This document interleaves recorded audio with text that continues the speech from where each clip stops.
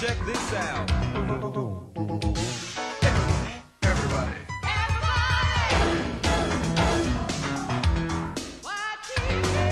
Check it out. So it's true. Some cartoons do encourage violence. Ugh, ow! You know, for a long while, YTV wasn't entirely a network for everyone. Oh sure, this was a network that was meant to be for everyone, and it did have a good mix of older shows for the adults feeling nostalgic, and the rest of the channel belonging to the kids. But there were plenty of hurdles to overcome for the middle of the road. The ones that are not old enough for shows that are 18 plus, but too old for most of the kids shows. If there is one thing that YTV has always had a hard time with, it was the teenage demographic. They tried a programming block in 2000 for teens called Limbo, featuring shows such as Home Movies, Daria, and Stressed Eric. The block itself had more of an identity crisis, unsure of what it really wanted to be, and was gone after 1 year. Now, what else did they try? They tried different ideas of what they could do to bring in the teen demographic, with shows like Buffy the Vampire Slayer or Mobile Suit Gundam Wing to see if it would work. And while they did see success in their own right, they needed something more. Nothing was working as they wanted. Until... Sit, boy! Huh? In 2003, the series Inuyasha premiered on YTV, and it saw success at every turn. It was a game changer for YTV, and they decided to go all in on their next big block. On September 10th, 2004, the teens finally got a spot all their own.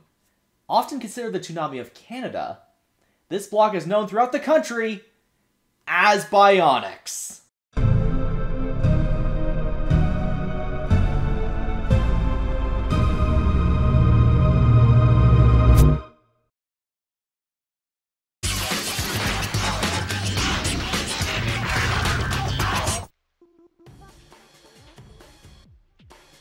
Bionix started out as a Friday night block, not only airing anime, but sometimes the direct-to-DVD movies of Marvel and DC, and the He-Man and She-Ra Christmas special?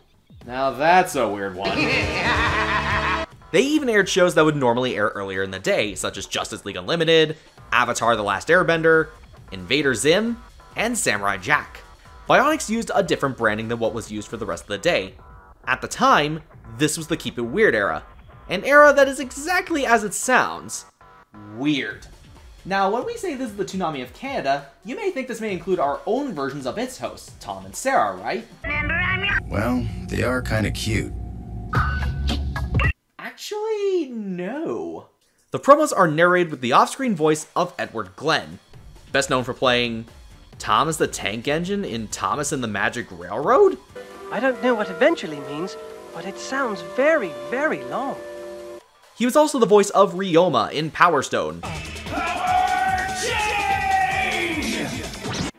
But in actuality, he is the voice of YTV.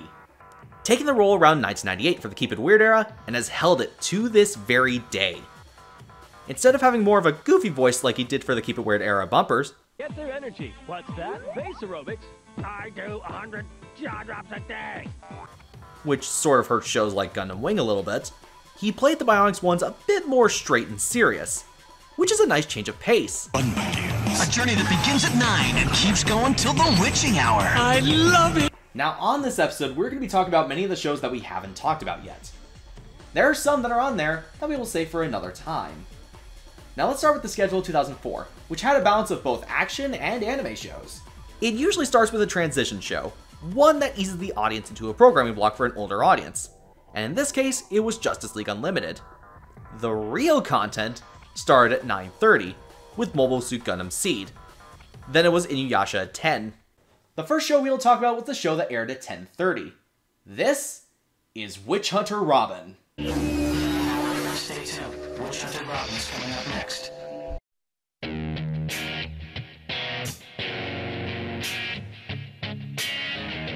In modern-day Japan, there are murder incidents happening all over the country.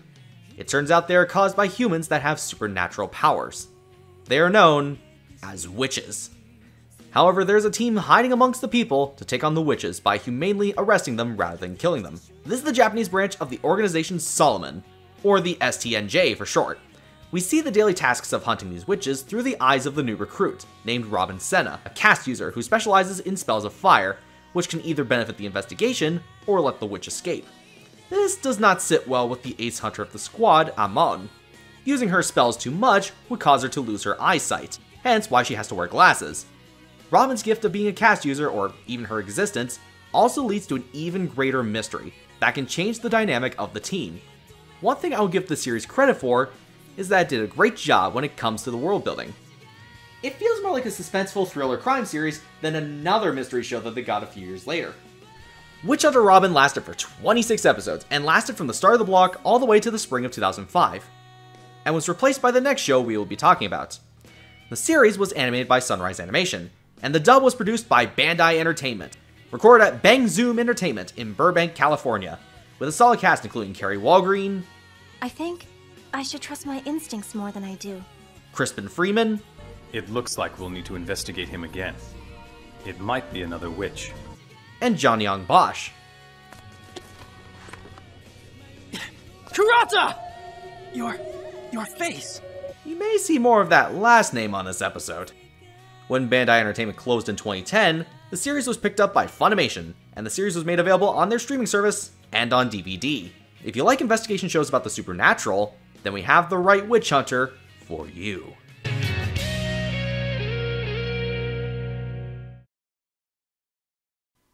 Now, 2005 was more or less the same as the previous year. One thing that Bionix needed to worry about was the CRTC, and its broadcasting policies that promoted Canadian content. By the time Bionix was introduced, the requirements went up for how much Canadian content needed to be added to the block. Fortunately, in the summer of 2005, they extended the block to 2 AM, which they aired plenty of Canadian content. This primarily includes the library of Mainframe Entertainment with Reboots, Beast Wars, Beast Machines, War Planet Shadow Raiders, Spider-Man the new animated series, and Zix. And also live action shows including Dark Oracle and Monster Warriors. However, there were 2 new anime editions that were added to the lineup.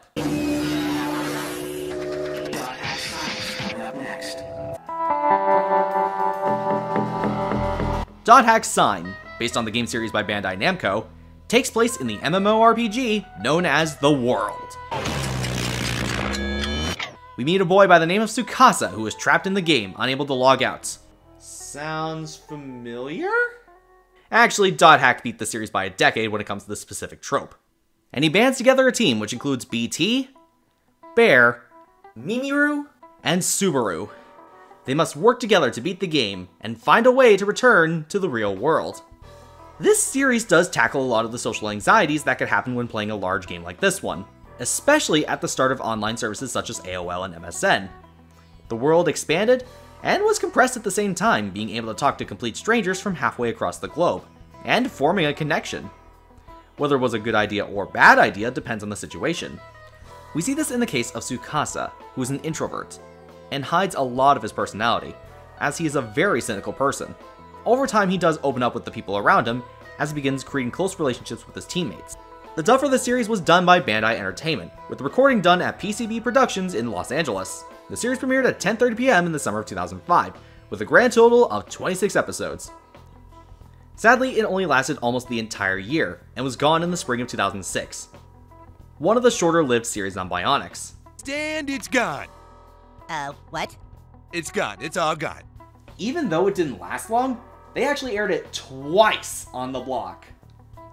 Once at 10:30 PM, and the other at 1:30 AM. The only other show that was doing this at the time was Gundam Seed. The series is available on DVD, courtesy of Bandai Entertainment, with the recent version released from Funimation, and is also available for streaming on Crunchyroll and Hulu. In an age where MMOs were starting to become the next big thing in video games thanks to the likes of Phantasy Star Online and World of Warcraft. How do you hand something from one player to another? Bring up your inventory screen. Control I. This was one of the first shows to flip the genre on its head. And it certainly wouldn't be the last. Ghost in the Shell standalone complex is next.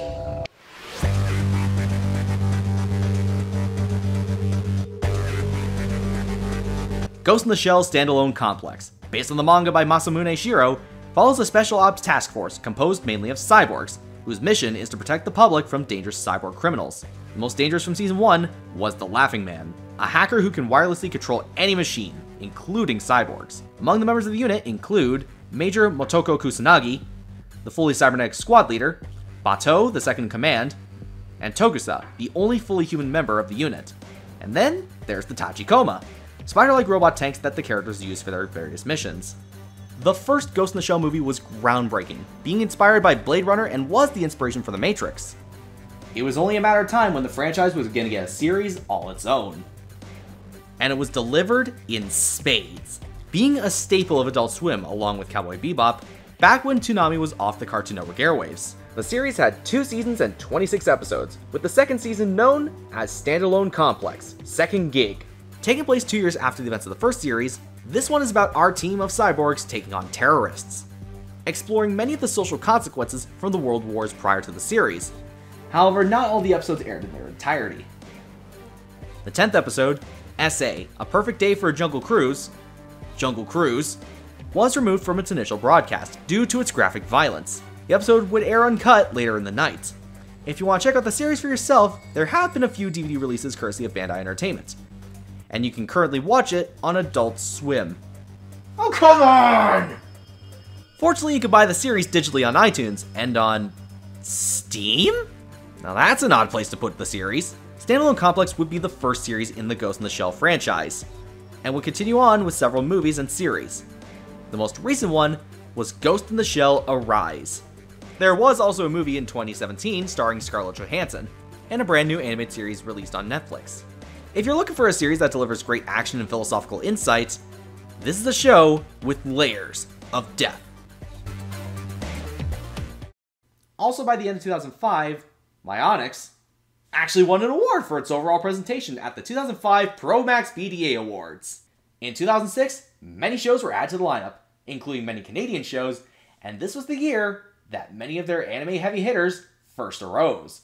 Starting with Fullmetal Alchemist is coming up next.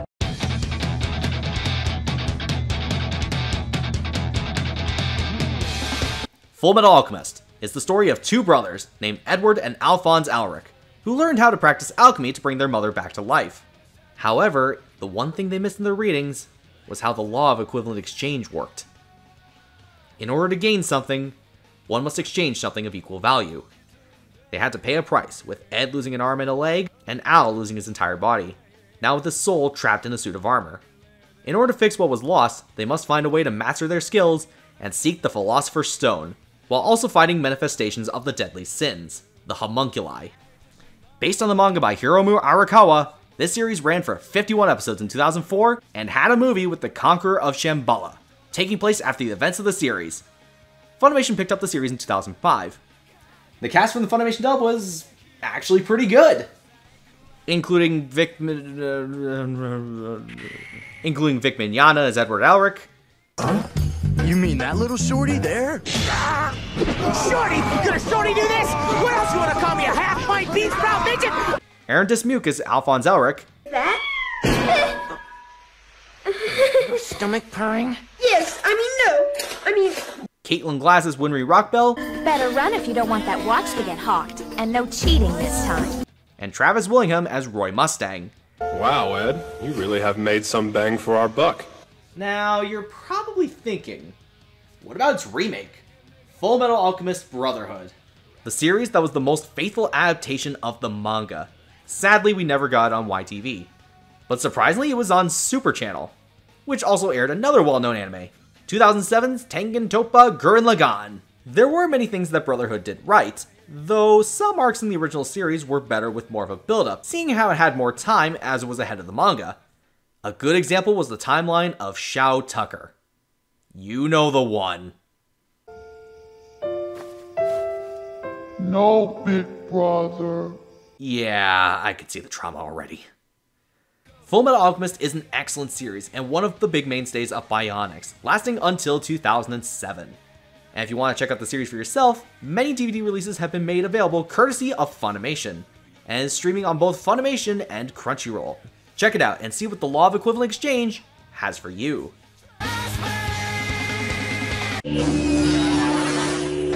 Case closed is coming up next.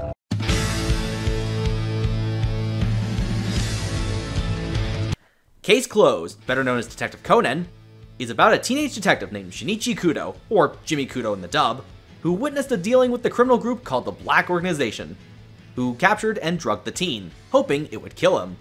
What the drug does, however, is transform him into a little boy. Now using the alias Conan Edogawa, he tries to look for a way to return to normal, keeping his identity a secret to keep many of his close friends and family safe, including his love interest, his childhood friend, Rachel Moore. Each episode is usually episodic and rarely goes into multi-part storylines. The series was originally dubbed by Funimation, however only around the first 50 episodes were dubbed, with only 22 airing on YTV, between April 7th all the way to September 2nd of 2006. Believe it or not, the series was originally going to be dubbed by Viz Media, with the dubbing staff over at Ocean Productions in Vancouver, British Columbia, with its original name Detective Conan. But it never happened. In Japan, this series is a pop culture icon, being one of the longest running anime series to date, behind several bigger names, having as of this recording, a grand total of 1,001 episodes, and countless movies and specials, even having a team-up of the world's greatest detective with Detective Conan, and the world's greatest thief with Lupin III. Funimation has their dub of the first 130 episodes available on DVD. However, has not made any since. Fortunately, many of the movies, spin-offs, and specials were made available on Blu-ray, courtesy of Discotek Media. As for the episodes, many of the subtitled episodes are available to stream on Crunchyroll. If you like a good mystery, or in this case, 1001 good mysteries, then this is the show for you.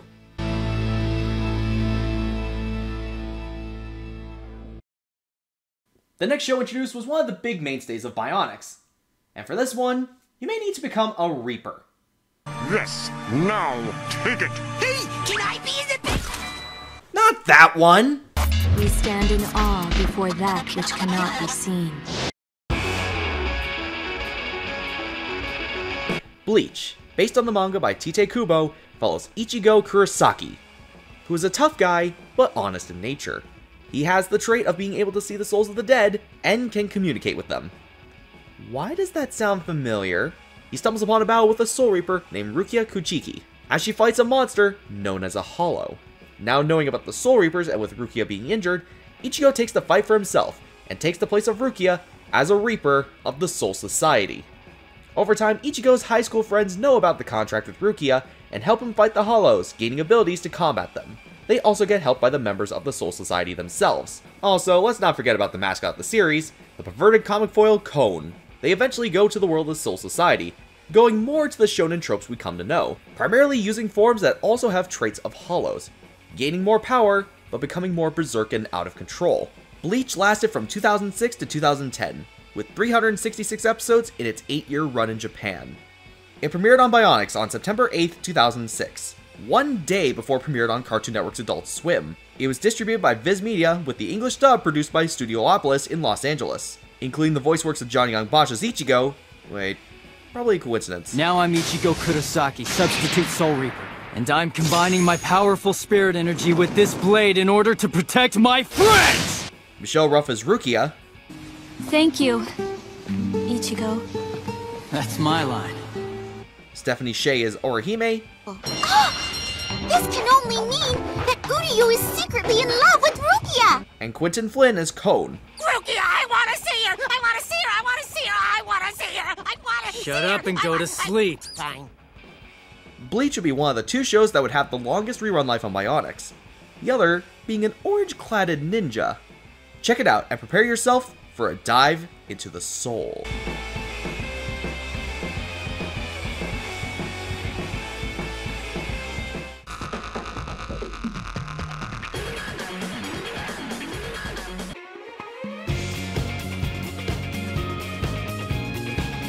Eureka 7 tells the tale of a boy named Renton Thurston, who is the son of a war hero and technician, Adrock Thurston, who lives in town feeling completely bored, with the exception of his hobby of windsurfing. That is until a giant robot called the Nirvash crashed into his home, piloted by a mysterious girl named Eureka. Or is it Eureka? Or is it Eureka? Anywho, Renton is smitten by her, and ends up joining the team of Gecko State, who on their pastime of being professional windsurfers, is a group of renegade soldiers fighting enemy troops and saving the world from another potential disaster, with the previous being the first summer of love. Can Renton and Eureka work together to pilot the Nirvash and learn about the mysteries of Eureka's past? Based on the manga by Jinsei Kataoka, the series was originally published by Bandai Entertainment, but when the company was discontinued in 2010, Funimation picked up the rights years later, with DVD and Blu-ray releases easily available. The dub was recorded at Bang Zoom Entertainment, with a great cast, including Johnny Young Bosch as Renton. Wait, again? Stephanie Shea as Eureka, and Crispin Freeman as the leader of Gecko State, Holland Novak. There was also a movie called Eureka 7, Good Night Sleep Tight Young Lovers, which was an alternate retelling of the series. In 2012, a sequel series was released called Eureka 7 AO, or Astral Ocean, which we sadly never got. In 2017, a trilogy of movies was released called Eureka 7 High Evolution, which is a retelling of the series, but includes the events before the first summer of love, and focusing on the origins of Eureka and Anemone. The final movie was released in the summer of 2021. A duo whose bond shows no bounds, this team could take their power of love to new heights.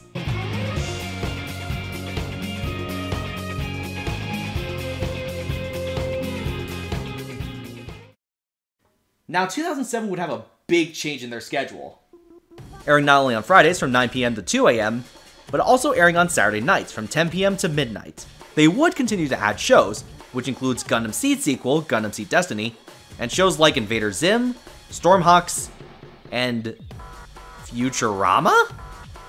It did have a few new anime additions, one from earlier in the day with Zatch Bell, and two exclusively to Bionix. Naruto is coming up next. Naruto, based on the manga by Masashi Kishimoto, is about a boy named Naruto Uzumaki, who wants to become the Hokage, or leader of the Leaf Village. However, there are a few problems with that. First is that he is not a ninja yet. Second, he was born with a monstrous nine-tailed fox. Because of the latter problem, he is often seen as hated by everyone around him. But with his friends, the cold Sasuke Uchiha, and the stubborn-minded Sakura Haruno, and his teacher Kakashi Hatake, not gonna do it. Not gonna do it. I avoided a Dragon Ball Z bridge in the Dragon Ball episode, so I'm not gonna do an abridged joke here. Do it. Alright, fine. I keep telling ya, I'm not David Bowie. He begins his journey to become a professional ninja. Naruto ran for 220 episodes, and surprisingly aired at 2 different times at one point. It originally aired in 2005, after the after-school block The Zone was done airing for the day. Then YTV moved the series in 2007 to Bionix, where it was a perfect fit, taking the starting spot where Inuyasha once stood, after Inuyasha was done in 2006. The series was distributed by Viz Media, with Ocean Productions producing the dub, having a great talent pool including Molly Flanagan as Naruto. Alright, get it together, Naruto. You can do this. Believe it. Yuri Lowenthal as Sasuke. I'm not like Sakura and Naruto. Say that after you get one of these bells. My Sasuke. And Kate Higgins as Sakura.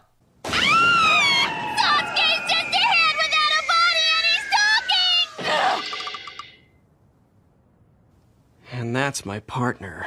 With Dragon Ball out of the big manga magazine for boys, Shonen Jump, it was time for a new show to step up and see what it can do, along the likes of One Piece and the upcoming series Bleach. It surprisingly was able to ninja run alongside them with no troubles at all.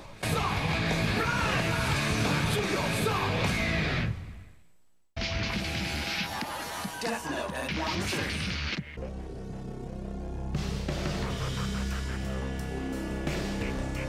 Death Note follows Light Yagami, a teenage prodigy who discovers a strange black notebook with instructions in English on how to use it, which describes that any person can die when their name and cause, or method of death, is written in it. If the name is written and the cause isn't written, they will die of a heart attack after 30 seconds. After he uses it on some criminals, Light is shortly visited by the original owner of the Death Note, a Shinigami, or Japanese death god, named Ryuk, who reveals why he left the notebook in the mortal world for anyone to find and use it. Sheer, absolute boredom. Light decides to use the Death Note to kill all criminals to create a better world, now under the alias Kira. No, not that one. And declares himself the god of the new world. As the police, led by Light's father, are baffled by these bizarre deaths, they turn to the mysterious detective simply known as L to find and stop Kira's reign of terror before it's too late. With 37 episodes, Death Note lasted from October 27, 2007 to July 4th of 2008, though it was originally supposed to air on September 7, 2007, but was taken off the schedule at the last minute. The series was produced and distributed by Viz Media, with Ocean Productions providing the English dub, with voice actors including Brad Swale as Light. I'll take a potato chip and eat it. Alessandro Giuliani as L. Please stop overacting. It looks too cheesy, not to mention fake. Huh? And Brian Drummond as Ryuk. I certainly wasn't expecting this. This series also aired on another Canadian channel called Scream. Scream! A specialty channel focusing on shows and movies from the horror, suspense, and thriller genres. With Death Note aired near the end of the channel's run before being rebranded as Dusk in 2009, which was shortly taken off service providers in 2012 to make room for ABC Spark. Death Note also had its share of controversy, due to the official Death Note notebooks being sold, and kids using them to write the names of people they didn't like in them, mostly teachers, causing parents to be concerned and having them banned. Death Note would be the final new teen-rated series to air on the block, and was a series that made you question the morality of people, that no matter how good a person you are in wanting to change the world for the better, the ends don't justify the means. 2008 would have one new show that would be added to the lineup, which aired earlier in the day with Blue Dragon, based on the Bandai Namco video game with character designs by Dragon Ball creator and Dragon Quest character designer Akira Toriyama. However, the schedule will have its final and permanent day change, with the block only airing on Saturday nights. In 2009, the block would change once again, to only running 2 shows at around midnight. The earlier hours were replaced with a show that YTV was experimenting with, their answer to American Idol, The Next Star. They would air 2 episodes of Naruto and Bleach, 2 shows that didn't have a proper conclusion at that point in time. Naruto was able to finish up in 2010, leaving 1 show left, with 2 episodes of Bleach. Bionix, as a block, finished airing on February 7th, 2010, and the block ended without the public being aware of it, which was kind of a jerk move on YTV's end. I mean, look at what Cartoon Network did with Toonami at the end of its first run in 2008. They had an amazing send-off with Tom Ford's crew, what was considered one of the worst eras of Toonami among fans. Until we meet again, stay gold.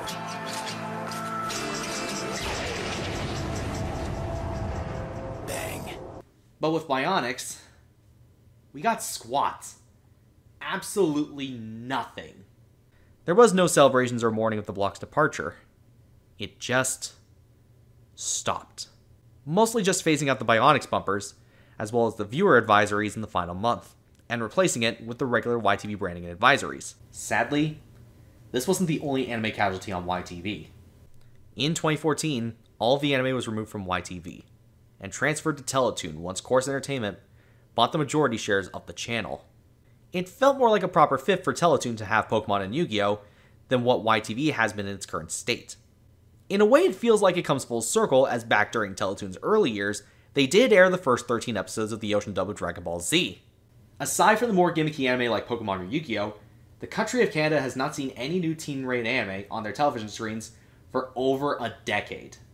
And that is a tragedy. There were a few channels that tried something like Bionix during its run, such as G4 Canada with the block Anime Current, having shows like Paranoia Agent, Black Lagoon, Lupin the Third Part 2, and Trigun among others. The channel Razor, which became MTV2, also had anime with the Kamikaze block, with shows like Cowboy Bebop, Samurai Champloo, Shin-Chan, and Neon Genesis Evangelion. But neither block really caught on. Even YTV had another idea in 2005 to keep it going, using a video-on-demand service on Rogers Cable, called Bionix On Demand, originally called Anime Network On Demand, bringing lots of anime for everyone to their VOD service. Mostly anime that YTV was airing at the time. However, it was discontinued in 2009, which is strange, especially when you could see it on the cable box today. The service is currently called YTV On Demand, even though on the cable box, it's still labeled Bionix On Demand. Now, why doesn't YTV use the name Bionix or air teen-rated anime again? Well, There are a few good reasons. 1. The name Bionix is actually being used for a company that develops products for healthcare professionals, which in this context, the name actually makes sense seeing how it could be taken from the word biology. So the rights to the name have already been relinquished from YTV. 2. The age demographic of the channel has changed. When Bionix first aired, it was a channel meant for everyone, but by 2010, Chorus Entertainment started to change their focus with the age demographic of the channel, to focus more on 7 to 10 year olds. To air something like Death Note at this point in time would probably not be the best idea, although gimmick-based anime could pop up once in a while. 3. The requirements to air the block became more strict than ever before. The CRTC began noticing those little loopholes that they had in the early 90s, and kept one-upping them, hence why they're airing more of the mainframe library, and shows like Monster Warriors and Dark Oracle, to more or less keep that balance. With many of the anime airing on Bionix having a dub that became more done in-house at studios like Funimation and Bandai's, it became harder and harder to air these shows unless they were done 50-50, with Japanese animation and a complete Canadian dub. And 4. Anime has become more accessible than ever. Back when YTV had their big anime boom in the 90s, getting an entire series may have been impossible. Not only trying to find the series or its existence online back when, but home media releases were expensive at the time. $20 for only 2 to 4 episodes is quite a lot back then. Looking at you, Dragon Ball Z. But now, anime has become mainstream and more accessible than ever before. Complete series of shows have been made available usually at around $30 to $50, and there have been many streaming services that provide a convenient way to find new anime, having episodes 1 hour after Japan, and also getting dubs much quicker than before. These streaming services include Crunchyroll, Funimation, Retro Crush, High Dive, and even Netflix joined the fray, having licensed several well-known anime, including a redub of Cardcaptor Sakura, and a redub of Neon Genesis Evangelion, with original series of their own, including Little Witch Academia, The Seven Deadly Sins, Agretsuko, Ultraman, and Beastars. Now, hypothetically, could Bionix come back? Well, sure, but not like this. Or on this network. Oh my god! Let me explain.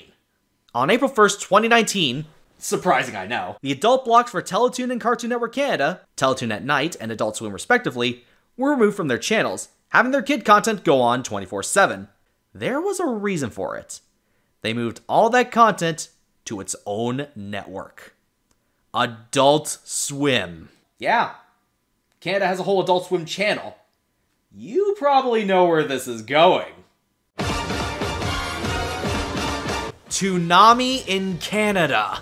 What better way of matching the content that is on Adult Swim in the US than with a staple of Adult Swim since 2012? We could get some of the shows that never aired in Canada but became staples, like Yu Yu Hakusho, Tenchi Muyo, My Hero Academia, Dragon Ball Super, Inuyasha the Final Act, Yashahime, Princess Half Demon, Attack on Titan, Naruto Shippuden, and Boruto Naruto Next Generation, or Boruto featuring Boruto's dad, and JoJo's Bizarre Adventure.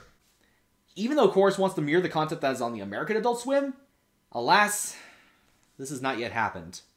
But only one can hope. And that would be a day to remember.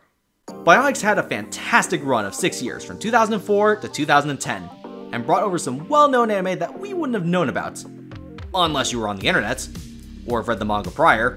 It was taking what they learned with Inuyasha and Gundam Wing, and putting it into practice. And that was YTV's legacy with anime. It had a long and twisting road, excellent shows, and was able to find a balance for all demographics. We talked about how it started, and we talked about how it ended. When anime got to Canada, it was a gold mine. It's a shame that now, the mine is barren of any gold. It's a bit of a depressing note to end on, but let's end more on a positive note. In 2020, one anime has remained on YTV, and that is Bakugan. Yeah, it's another gimmicky show and a show that originally aired on Teletoon. Now, in its resurgence, similar to Beyblade's, with its newest series, Bakugan Battle Planet, a collaboration between America, Japan, and you guessed it, Canada. Especially with the series being produced by Nelvana, and the toy line made by Spin Master, both of which being Canadian companies. I wonder who is directing Spin Master right now. Your special delivery from north of the border, sir? Oh, this is great. Thanks. My favorite. With lots of maple syrup, too. This is great. Reggie Fils-Aimé? The former COO of Nintendo of America? That is crazy! The fact that YTV has any anime at all nowadays is kind of nice. And who knows what it may bring down the road when it comes to more gimmicky anime. In conclusion, people may not know it, but Canada played a big part in bringing anime to North America. And while they may not get top billing, the names and faces from Canada's pool of talent are legendary. YTV was at the forefront of bringing anime here to Canada in the 90s and 2000s, and I'm glad that I was in the middle of this time in YTV's history. Anime has become one of the leading forms of animation in the world, telling compelling stories of adventure, fantasy, drama, and even more, often seen alongside the ranks of science fiction, telling tales that spin the very thing we see every day, but from a different point of view. Humanity. And the journey that got us here.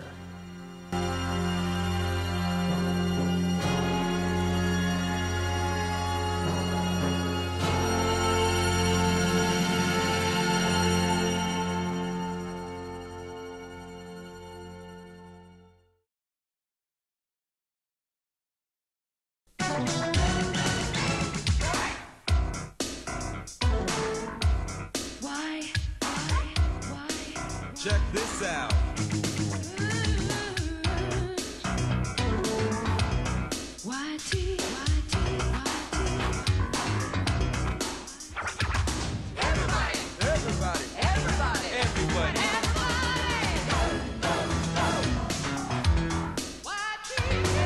Check it out. Adios! See you on the flip side, Majin Buu!